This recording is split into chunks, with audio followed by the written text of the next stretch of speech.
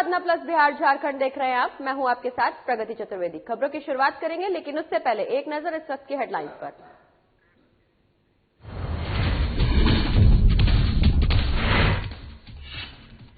बिहार विधानसभा चुनाव को लेकर सीएम का चुनावी दौरा। सिवान में मैरवा में सीएम ने किया सभा को संबोधित। केंद्र और राज्य सरकार के कामों की जमकर की तारीफ।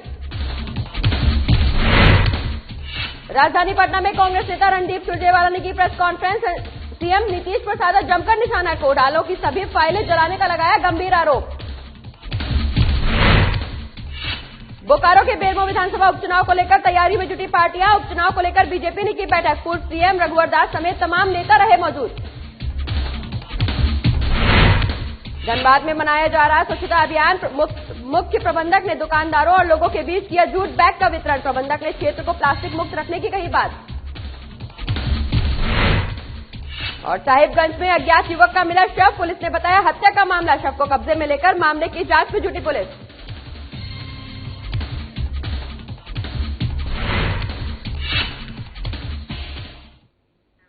बिहार विधानसभा चुनाव को लेकर आज बिहार के मुख्यमंत्री नीतीश कुमार सिवान पहुंचे, जहां उन्होंने जीरादेई विधानसभा क्षेत्र के मैरवा में सभा को संबोधित करते हुए केंद्र और बिहार सरकार के द्वारा किए गए कार्यों की उपलब्धियां गिनवाई। वहीं नीतीश कुमार ने कहा कि मुझे दूसरों की तरह परिवार का मोह नहीं है, पूरा बिहार मेरा परिवार है, इसलिए मुझे बिहार के विकास की चिंता है। वहीं बढ़िया विधायक श्याम बहादुर सिंह ने मंच से ही अपने संबोधन में बढ़िया से आरजेडी प्रत्याशी बच्चा पांडे पर भी जमकर निशाना साधा।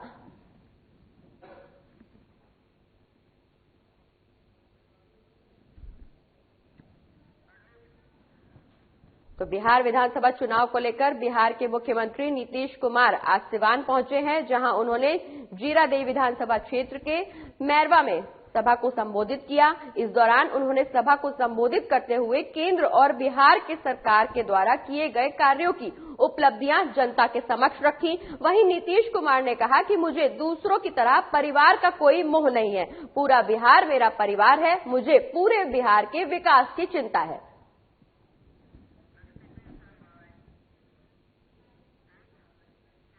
कैमूर जिला के रामगढ़ विधानसभा 203 में बीजेपी प्रत्याशी अशोक कुमार सिंह के पक्ष में उत्तर प्रदेश के मुख्यमंत्री योगी आदित्यनाथ ने पहली चुनावी सभा का शंखनाद किया। इस दौरान उनके साथ केंद्रीय स्वास्थ्य राज्य मंत्री अश्विनी चौबे मंच पर मौजूद रहे। वहीं चुनावी सभा के दौरान उत्तर प्रदेश के मुख्यमंत्री योगी आदित्यनाथ ने कहा कि उत्तर प्रदेश और बिहार का संबंध चोली दामन का है, कोई इसे तोड़ नहीं सकता, कोई इसे दूर नहीं कर सकता। बिहार में उत्तर प्रदेश के लोग आपस में मिलजुल कर रह रहे हैं। यूपी के सीएम ने कहा कि नीतीश बीजेपी के प्रत्याशियों को समर्थन करने के लिए मैं आपके बीच में आया हूं। वहीं नीतीश के नेतृत्व में विकास को ऊंचाइयों पर पहुंचाने का काम किया गया है।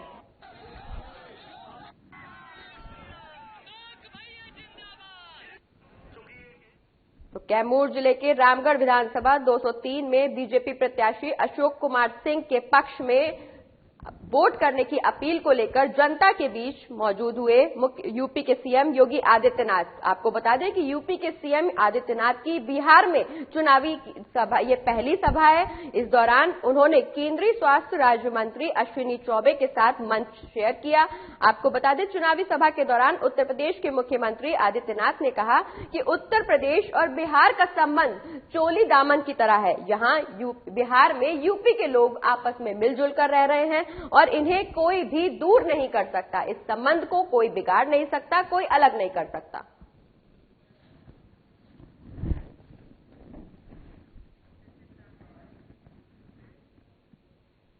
कांग्रेस नेता रणदीप सुरजेवाला ने प्रेस कॉन्फ्रेंस कर नीतीश सरकार पर हमला बोला और कांग्रेस नेता ने सचिवालय में लगी आग पर सवाल उठाया है। आपको बता दें कि सुरजेवाला ने कहा कि ये आग लगी नहीं है बल्कि लगाई गई है। इसमें घोटालों की सारी फाइलें जानबूझकर जलाई गई हैं, क्योंकि उनको डर है कि नई सरकार आएगी तो हिसाब लेगी। इसी के साथ सुरजेवाला ने यह भी कहा कि नीतीश सरकार को जाने का एहसास हो गया है। यही वजह है कि ग्रामीण विकास विभाग ने जनता का पैसा लूटा गया था, वो सारी फाइलें जल गई। सरकार को पता था कि नई सरकार हिसाब लेगी ही। वहीं अब देखना यह है कि कहां कहां पर आग लगाई जा रही है।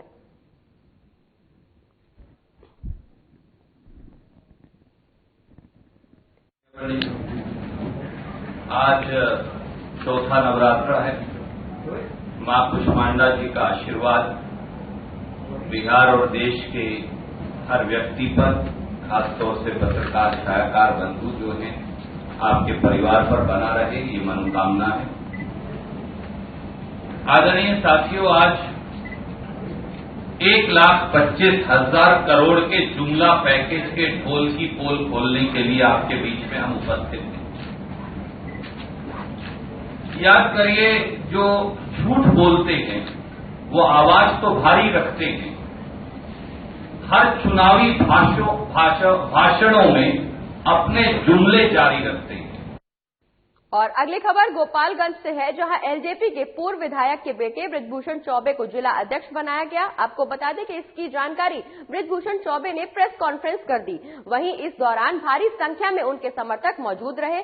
आपको बता दें कि पहले काली पांडे ने लोक जनशक्ति पार्टी को काफी सक्रिय नेता थे, लेकिन अब उन्होंने पार्टी से बगावत कर ली है और कांग्रेस का दामन थाम लिया है, जिसके बाद से लोक जनशक्ति पार्टी के गोपालगंज में संगठन कमजोर हो गया है, जिसके बाद से पार्टी ने गोपालगंज जिले के लिए बृजभूषण चौबे को चुना है।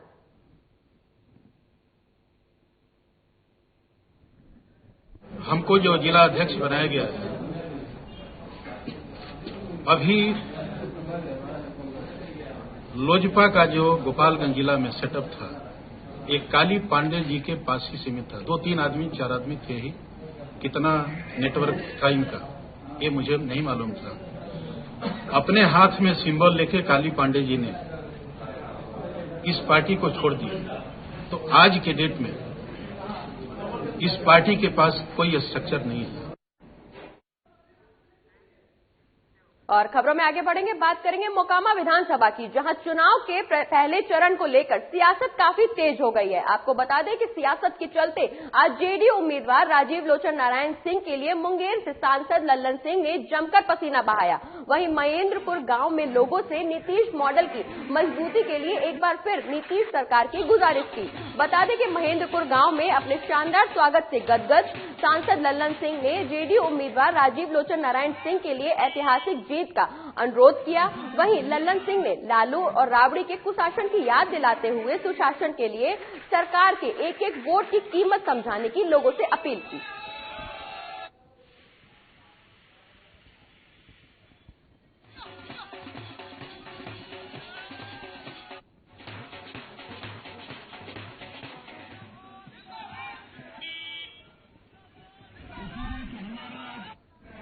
तो मोकामा विधानसभा चुनाव के प्रथम चरण को लेकर सियासत काफी तेज हो गई है। आपको बता दें कि बिहार में चुनावी आगाज हो चुका है, अब कुछ ही समय बचा है चुनाव होने को, जिसके चलते सभी पार्टियों ने अपने अपने प्रत्याशियों को जनता के बीच उतारना शुरू कर दिया है। वहीं प्रत्याशियों ने भी जनता को मोहने का काम करना अब शुरू कर दिया है। आपको बता दें कि इस दौरान सियासत के चलते आज जेडीयू उम्मीदवार राजीव लोचन नारायण सिंह मुंगेर से सांसद लल्लन सिंह के लिए जमकर पसीना बहाते हुए दिखाई दिए। आपको बता दें कि महेंद्रपुर गांव में लोगों से नीतीश मॉडल की मजबूती के लिए एक बार फिर नीतीश सरकार की गुजारिश की उन्होंने। वहीं महेंद्रपुर गांव में अपने शानदार स्वागत से सांसद लल्लन सिंह काफी गदगद भी हुए। आपको बता दें कि जेडीयू उम्मीदवार राजीव लोचन नारायण सिंह के लिए ऐतिहासिक जीत का भी उन्होंने अनुरोध किया जनता से, वहीं अपने पक्ष में वोट भी मांगे।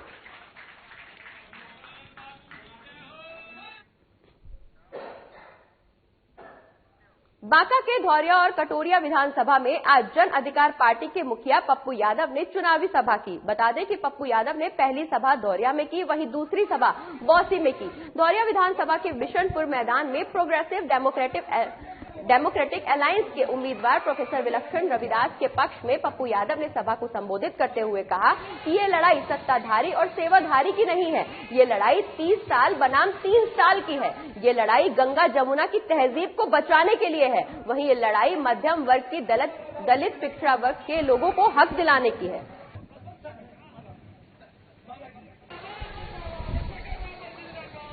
तो बांका के धौरिया और कटोरिया विधानसभा में आज जन अधिकार पार्टी के मुखिया पप्पू यादव ने चुनावी सभा की। आपको बता दें कि पप्पू यादव ने पहली सभा धौरिया में की, वहीं दूसरी सभा बौसी में की। पप्पू यादव ने धौरिया विधानसभा के बिशनपुर मैदान में जनसभा की, जहां उन्होंने लोगों को संबोधित करते हुए अपने पक्ष में वोट करने की अपील की। आपको ये भी बता दें कि बिशनपुर मैदान में प्रोग्रेसिव डेमोक्रेटिक अलायंस के उम्मीदवार प्रोफेसर विलक्षण रविदास के पक्ष में पप्पू यादव ने सभा को संबोधित करते हुए उनके पक्ष में वोट करने की जनता से अपील की।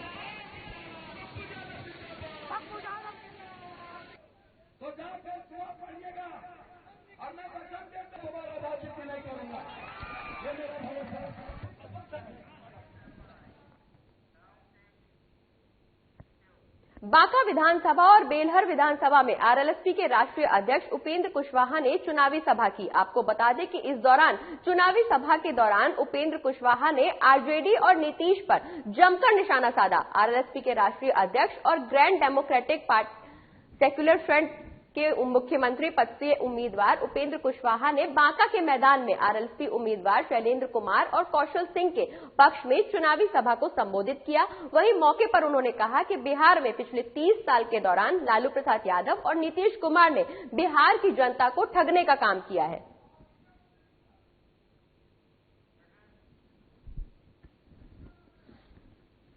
तो बांका विधानसभा और बेलहर विधानसभा में आरएलएसपी के राष्ट्रीय अध्यक्ष उपेंद्र कुशवाहा ने चुनावी सभा की। बिहार में चुनावी शंखनाद हो चुका है, जिसके चलते कई पार्टी तमाम नेता जगह जगह पर चुनावी सभाओं को संबोधित करने की कवायद में लगे हुए हैं। इस दौरान हर नेता, हर पार्टी के प्रत्याशी जिनको पार्टी ने अपने उम्मीदवार के रूप में विधानसभा सीटों से उतारा है, हर पार्टी के उम्मीदवार जनता को अपने पक्ष में रिझाने के प्रयास में लगे हुए हैं। वहीं अपने द्वारा किए गए विकास कार्यों की गिनती गिराते हुए लोग प्रत्याशी लगातार जनता को अपने पक्ष में वोट करने की अपील कर रहे हैं। आपको बता दें, बांका विधानसभा और बेलहर विधानसभा में आरएलएसपी के राष्ट्रीय अध्यक्ष उपेंद्र कुशवाहा ने चुनावी सभा की। इस दौरान उपेंद्र कुशवाहा ने आरजेडी और नीतीश सरकार पर जमकर निशाना साधा। आपको बता दें, आरएलएसपी के राष्ट्रीय अध्यक्ष और ग्रैंड डेमोक्रेटिक सेक्युलर फ्रंट के मुख्यमंत्री पद के उम्मीदवार उपेंद्र कुशवाहा ने बांका के मैदान में आरएलएसपी उम्मीदवार शैलेंद्र कुमार और कौशल सिंह के पक्ष में चुनावी सभा को संबोधित किया। वहीं जनता से अपील की कि वो आरएलएसपी के उम्मीदवार शैलेंद्र कुमार और कौशल सिंह को वोट करें।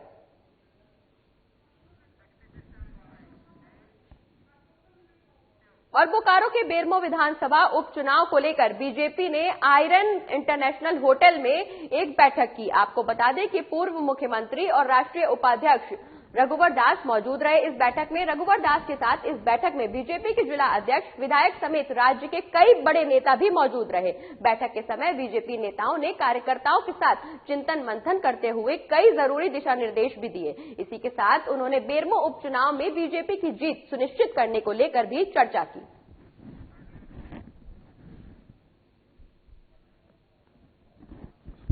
तो बोकारो के बेरमो विधानसभा उपचुनाव को लेकर बीजेपी ने आर्यन इंटरनेशनल होटल में बैठक की, जिसमें पूर्व मुख्यमंत्री और राष्ट्रीय उपाध्यक्ष रघुवर दास मुख्य रूप से मौजूद रहे। इस बैठक के दौरान रघुवर दास ने बीजेपी के जिला अध्यक्ष, विधायक समेत कई बड़े नेता भी मौजूद रहे। वहीं बैठक के समय बीजेपी नेताओं में कार्यकर्ताओं के साथ चिंतन मंथन करते हुए कई जरूरी दिशा निर्देश भी दिए गए।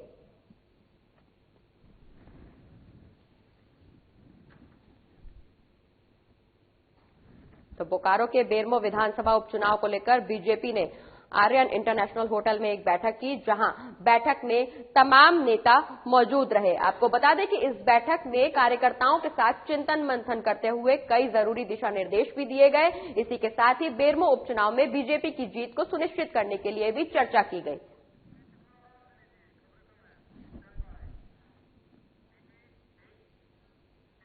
सीमांचल जिला किशनगंज विधानसभा सीट से बीजेपी की लोकप्रिय प्रत्याशी स्वीटी सिंह ने नामांकन दाखिल किया है। आपको बता दें, किशनगंज विधानसभा सीट से चुनाव के मैदान में आई आईएमआईएम के प्रत्याशी सिटिंग विधायक कमरुल महोदा चुनावी मैदान में उतरे हैं। शिवसेना के सिद्ध सात मलिक कांग्रेस से इजहार उल हसन निर्दलीय प्रत्याशी छोटेलाल महतो चुनावी मैदान में हैं और इस चुनाव के अखाड़े में बीजेपी की स्वीटी सिंह भी कूद पड़ी हैं। आपको बता दें कि स्वीटी सिंह को भारतीय जनता पार्टी की ओर से चौथी बार प्रत्याशी बनाया गया है। वहीं नामांकन के बाद उन्होंने सबका साथ, सबका विश्वास और सबका विकास का वादा किया है।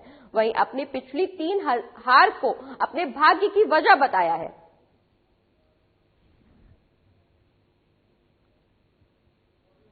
हमारी जनता जब हमें चुनेगी तो सबसे पहले मैं पूरी जनता को, किशनगंज विधानसभा की जितनी भी जनता है, सबसे पहले उन्हें धन्यवाद दूंगी और उनके घर घर जाकर के उन्हें धन्यवाद कहूंगी कि आपने मुझे जिताया।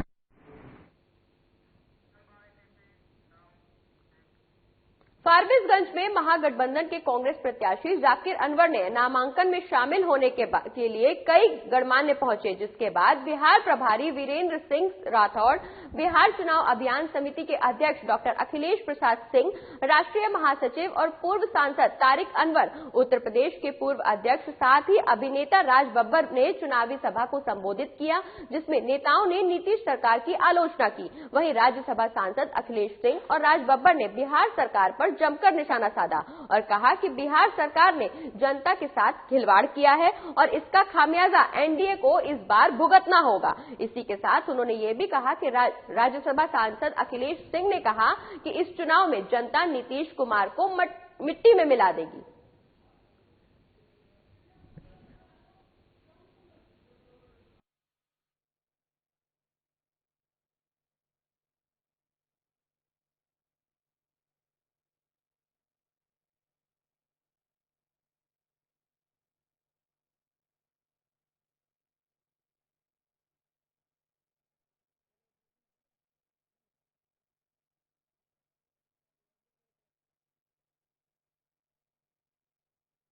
फारबिसगंज में महागठबंधन के कांग्रेस प्रत्याशी जाकिर अनवर ने नामांकन में शामिल होने के लिए कई गणमान्य पहुंचे, जिसके बाद बिहार प्रभारी वीरेंद्र सिंह राठौड़, बिहार चुनाव अभियान समिति के अध्यक्ष डॉक्टर अखिलेश प्रसाद सिंह, वहीं राष्ट्रीय महासचिव और पूर्व सांसद तारिक अनवर, उत्तर प्रदेश के पूर्व अध्यक्ष के साथ अभिनेता राज बब्बर ने चुनावी सभा को संबोधित किया, जिसमें नेताओं ने नीतीश सरकार की जमकर आलोचना की। आपको बता दें कि कांग्रेस प्रत्याशी के नामांकन में तमाम गणमान्य शामिल हुए, जिसमें नीतीश सरकार की जमकर आलोचना की गई। और अगली खबर धनबाद से है, जहां स्वच्छता पखवाड़ा मनाया गया। ईसीएल गांधी जयंती को पूरे महीने स्वच्छता पखवाड़ा के रूप में मना रही है। इसी कड़ी में आज ईसीएल मुगमा एरिया ने जूट बैग का वितरण किया और स्थानीय लोगों से प्लास्टिक का इस्तेमाल नहीं करने की अपील की। मुख्य प्रबंधक कार्मिक अर्पण घोष ने ग्राहकों और दुकानदारों के बीच जूट से बने थैले का वितरण किया, साथ ही आसपास गंदगी न फैलाने और क्षेत्र को प्लास्टिक मुक्त रखने की बात भी कही।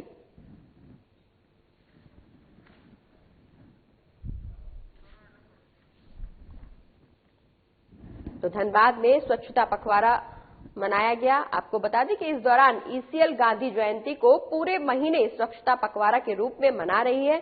इसी कड़ी में आज ईसीएल मुगमा एरिया ने जूट बैग का वितरण किया, साथ ही लोगों से प्लास्टिक का इस्तेमाल नहीं करने की भी अपील की।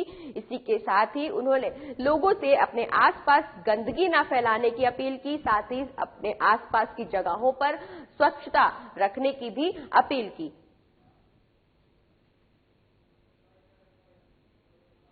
ईसीएल के द्वारा मुगमा मोड़ में स्वच्छता अभियान को बल देने के लिए प्लास्टिक, जो सिंगल यूज प्लास्टिक है, उसको वर्जित करना है।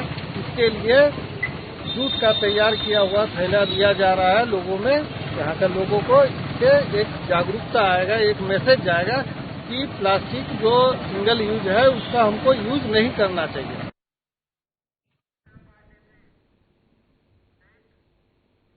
और अगली खबर साहिबगंज से है, जहां एक युवक की हत्या का मामला सामने आया है। आपको बता दें कि घटना तालझारी राजमहल की है, जहां एक युवक की गला रेतकर हत्या कर दी गई। वही युवक का शव कस्तूरबा गांधी आवासीय विद्यालय के पास से बरामद किया गया। मामले की जानकारी देते हुए स्थानीय लोगों ने बताया कि डुमरी जंगल में युवक का शव और बाइक पर उनकी नजर पड़ी, जिससे लोगों में काफी हड़कंप मच गया। वहीं मामले की सूचना स्थानीय पुलिस को दी गई, जिसके बाद पुलिस मौके पर पहुंची और शव को पोस्टमार्टम के लिए भेजा।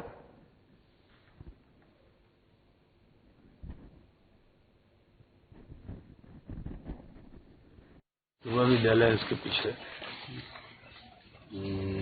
अभी प्रथम दृष्टया ये लग रहा है कि रात में ये मृतक के साथ अपराधी भी शराब पिया है और उसकी हत्या कर दिया है। इस संबंध में सूचना मिली है, पुलिस आई है और कॉल डिटेल के आधार पर यह जो है साइंटिफिक इन्वेस्टिगेशन के तहत हम लोग सभी की गिरफ्तारी करेंगे। छापामारी शुरू कर दी गई है, तुरंत रिजल्ट मिलेगा। हम लोग इसे पोस्टमार्टम हेतु भेज दें।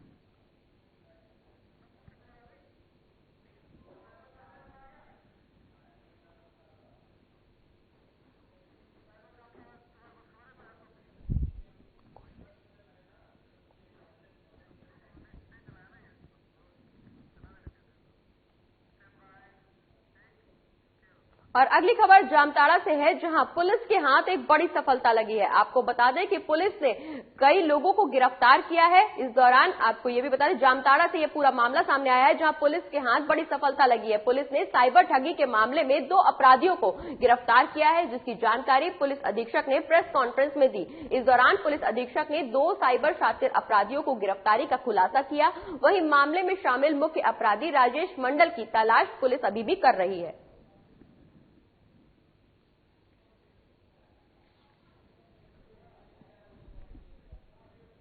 3 दिन पहले वेस्ट बंगाल की तरफ से एक मोबाइल नंबर मिला था, जिसमें से यह सूचना आई थी कि इस मोबाइल नंबर के माध्यम से किसी एक व्यक्ति को शिकार बना करके और 25,000 रुपये की ठगी कर ली गई है।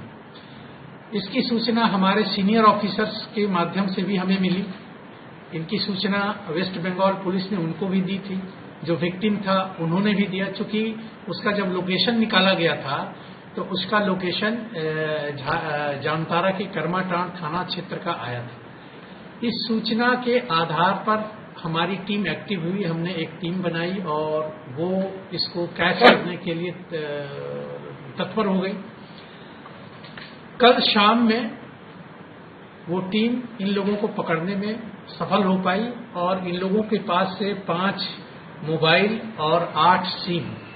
ये लोग क्या करते हैं, ये ऐप के माध्यम से और दूसरे के जो सामने वाले हैं जिनके साथ में ये लोग बातचीत करते हैं, उनके मोबाइल को हैंग कर देते हैं और हैंग करने के बाद में उसके सिस्टम को अपने सिस्टम में डाल लेता है और इसके आधार पर उसके मोबाइल बैंक अकाउंट से या एटीएम से या जो भी सिस्टम में उनका पैसा रखा हुआ है। और जमुई विधानसभा सीट से एलजेपी के प्रत्याशी रविशंकर से हमारे संवाददाता नवीन शर्मा ने खास बातचीत की है। क्या कुछ कहा है उन्होंने इस दौरान, सुनिए। बिहार विधानसभा चुनाव में एनडीए से अलग होने के बाद लोजपा निश्चित तौर पे इस बार निर्णायक भूमिका में जरूर है और आज हम पहुंचे हैं सिकंदरा विधानसभा क्षेत्र लोजपा प्रत्याशी रविशंकर पासवान जी से बात करने के लिए। स्वागत है सर आपका।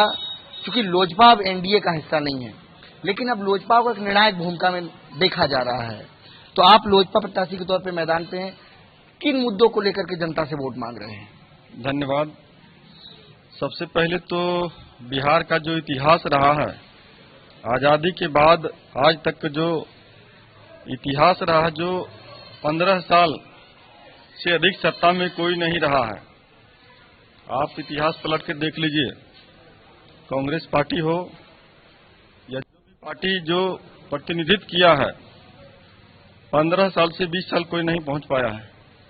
और इसी परिप्रेक्ष्य में इस देश के जन जन के नेता, गरीबों दलितों के मसीहा, युवाओं का आइकॉन, करोड़ों दिलों के धड़कन, जम्मू के लोकप्रिय सांसद आदरणीय चिराग पासवान जी का जो Bihar first, Bihari first vision document का जो मूल उद्देश्य है, उस मूल उद्देश्य को आप पढ़ेंगे तो आप स्पष्ट हो जाएंगे कि जो उनका जो नीति और जो नियत है, जो संकल्प उन्होंने लिए हैं कि बिहार कभी देश के चर्चित प्रशिक्षण केंद्रों में से एक था, तक्षशिला। तक्षशिला में चाइना और जापान, श्रीलंका से लोग पढ़ने के लिए आते थे। और यही मिट्टी है जिस मिट्टी के माध्यम से हिंदुस्तान को विश्व गुरु कहा जाता था। लेकिन आज की तारीख में आप देखेंगे कि बिहार नहीं, बिहार से लोगों को कोटा पढ़ने के लिए जाना पड़ता है। और बिहार की जो शिक्षा व्यवस्था है, उस शिक्षा व्यवस्था से आप मूल्यांकन करेंगे कि अगर कोई शिक्षक को आप ABCD अगर उल्टा अगर सीधा अगर पढ़ना अगर आप कह दीजिए कोई महिला टीचर को कि ABCD पूरा पढ़ दिया जाए तो वो पढ़ नहीं पाएगी। मैंने एजुकेशन एक बड़ा मुद्दा है। एक तो यह मुद्दा है, दूसरी सबसे बड़ी मुद्दा है यहाँ का बेरोजगारी और पलायन। माननीय सांसद महोदय ने जो कार्य किए हैं, हिंदुस्तान में पहली बार पार्लियामेंट में जो यूथ एम्पावरमेंट के लिए जो आवाज उठाए हैं, यह देश के पहला सांसद हैं जिन्होंने यूथ एम्पावरमेंट, वोमेन एम्पावरमेंट के संदर्भ में अपनी आवाज को बुलंद किए हैं कि जो आबादी है युवाओं का, उन्हें एक मजबूती से उनको अधिकार मिले। और जो vision document Bihar first Bihari first का है, उसका मूल उद्देश्य है, लोग चर्चा करते हैं कि बिहार फर्स्ट बिहारी फर्स्ट का जो मूल उद्देश्य है, वो उद्देश्य क्या है? एक शब्द में हम उसको बोलिए परिभाषित करना चाहेंगे, डिफाइन करना चाहेंगे कि संपूर्ण बिहार का समस्याओं का समाधान का नाम Bihar first Bihari first vision document है। बिहार फर्स्ट बिहारी फर्स्ट दरअसल चिराग पासवान का ये जो कह सकते हैं कि जो स्लोगन उन्होंने दिया बिहारियों के लिए, बिहार के लिए, इसका लाभ आपको अपने विधानसभा क्षेत्र में कितना मिल सकता है? बहुत। पूरे बिहार में आप देखेंगे तो आज से 2 दिन पहले माननीय मुख्यमंत्री जी का हेलीकॉप्टर कहीं लैंड किया था और हेलीपैड पे लोगों ने उनका इतना विरोध किया कि हेलीपैड से वो बाहर नहीं निकले और पुनः उनको हेलीकॉप्टर को अंदर से ही उन्हें बैरन लौटना पड़ा। तो यह लोकप्रियता का प्रभाव है कि एक बिहार के मुख्यमंत्री को अगर हेलीकॉप्टर से बाहर निकलने नहीं दिया जाए तो जो पदाधिकारी है, जो अधिकारी है बिहार में, उन लोगों का क्या हासिल हो सकता है और उनके प्रति कितनी नाराजगी है। आप संपूर्ण लॉकडाउन में देखेंगे कि बिहार में जो व्यवस्था का परिचालित करना चाहिए था, उस परिप्रेक्ष्य में कहीं न कहीं और बेहतर कार्य करने की जरूरत थी, जो हो नहीं पाया। माननीय सांसद महोदय का एक स्लोगन ही नहीं है, पूरे बिहार से करीब 16 लाख प्रबुद्ध नागरिक और छात्र छात्राओं से विचार लेकर यह विजन डॉक्यूमेंट तैयार किया गया है। और इस विजन डॉक्यूमेंट के माध्यम से हरियाणा, गुजरात और पंजाब जो भी स्टेट हैं, उसके समानांतर बिहार खड़ा हो। बिहार का अगर पूरा भौगोलिक परिवेश और बिहार का पूरी अगर खनिज संपदा, बिहार की शिक्षा व्यवस्था आप देखेंगे तो हम समझते हैं कि बिहार हिंदुस्तान का पहला राज्य है जिसके माध्यम से देश को एक पहचान मिलती है। पहला राज्य बिहार एक है जहां से प्रवासी जाकर मॉरिशस में अपना एक अलग। और इस बुलेटिन में फिलहाल इतना ही। आप देखते रहिए साधना प्लस बिहार झारखंड। नमस्कार।